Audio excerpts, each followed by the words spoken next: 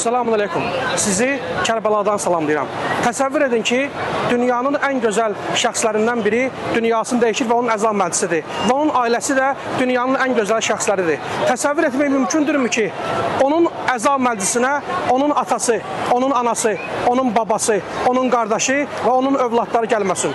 Deməli, bu günləri İmam Hüseyn əleyhissalamın əza müəllisidirsə, burada mütləq və mütləq onun anası xanım Fatimə Zəhra, atası Əmir əl-Müminin Əli ibn Əbi Talib, qardaşı İmam Həsən, övladları, babası Peyğəmbər Sələvatullah və bütün peyğəmbərlər, bütün əyimmə, bütün imamlar, Əhl-i Beyt və onları sevən bütün mələklər bu əza məclisində mütləqdir ki, iştirak edir və bütün mələklərin, peyğəmbərlərin, imamların iştirak elədiyi bir məkandan İmam Hüseyn əleyhissalamın 3 mərasimindən Beynül Hərəmeyindən hər birimizi salamlayırıq. Allah hər birimizə bu gözəl ziyarəti nəsib eləsin inşallah. Amin.